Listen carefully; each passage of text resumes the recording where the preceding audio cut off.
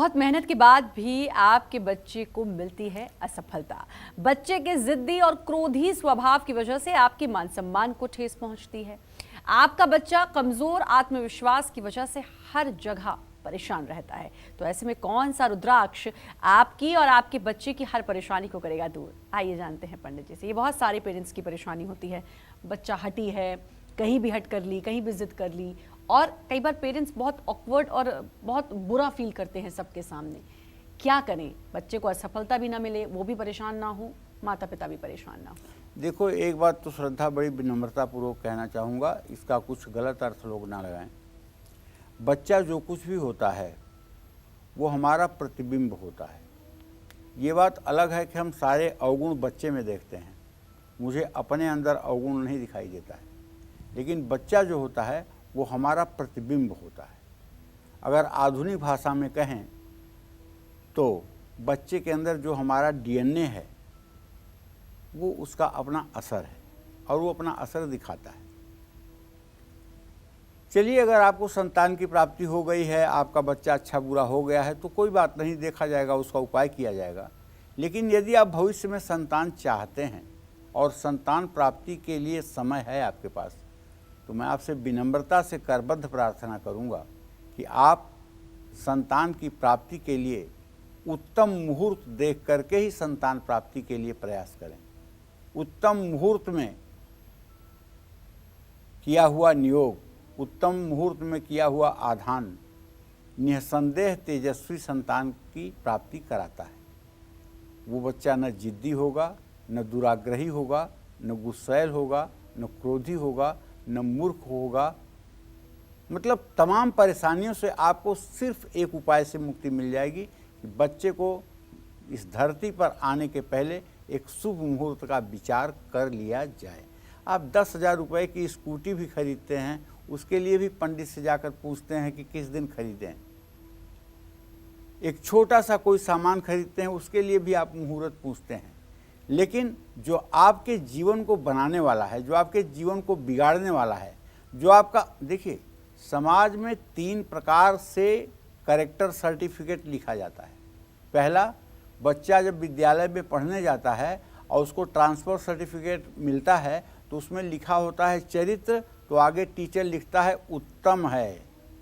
Teacher कभी नहीं लिखता है कि इसका चरित्र खराब है, चाहे उसने मार करके किसी का सर भी फोड़ दिया हो, तब भी अध्यापक इतने दयालु होते हैं को लिखेंगे चरित्र उत्तम है।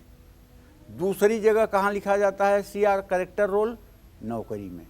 नौकरी आप कर रहे हैं, जिसके मातहत हैं वो लिखेगा कि आप अच्छे हैं, गुड हैं, एक्सीलेंट हैं या एवरेज हैं, और उससे आपका प्रमोशन होता है।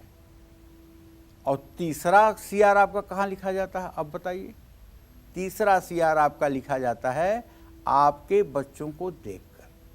चाहे आप शराब पीते हैं और चाहे आप जुआ खेलते हैं, लेकिन आपका बेटा अगर आईएएस हो गया तो लोग कहेंगे वाह, उसका पुण्य है, बड़ा निर्छल आदमी था, बड़ा दानी आदमी था, देखो आज उसका बच्चा कितनी बुलंदी पर चला गया। और चाहे आप दिन रात गंगा जी में खड़े होकर के मंत्र जप कर रहे हों और अपने एक एक बूंद खून को भी आप दान में दे रहे हों, लेकिन आपका बच्चा अगर आवारा निकल गया, नशेड़ी निकल गया, नालायक निकल गया, तो लोग कहेंगे देखा, ये पाप का कर्म है, बाप की कमाई अब दिख रही है। चाहे आपका कर्म कुछ भी हो, इससे मतलब नहीं, बच्चे को देखकर आपका सीआर लिखा जा रहा है। तो भैया, जो आपका सीआर लिखवा रहा है उसके आने के लिए एक शुभ मुहूर्त तो पूछ लो मेरे कहने से। तो अगर आप पूछोगे तो रुद्राक्ष भी काम करेगा। जो बच्चे पढ़ाई में मन नहीं लगा रहे हैं उनको 2 मुखी रुद्राक्ष धारण जरूर करना चाहिए। 2 मुखी रुद्राक्ष को लाल, सफ़ेद या काले धागे में बच्चे के गले में सोमवार को पहना दीजिएगा।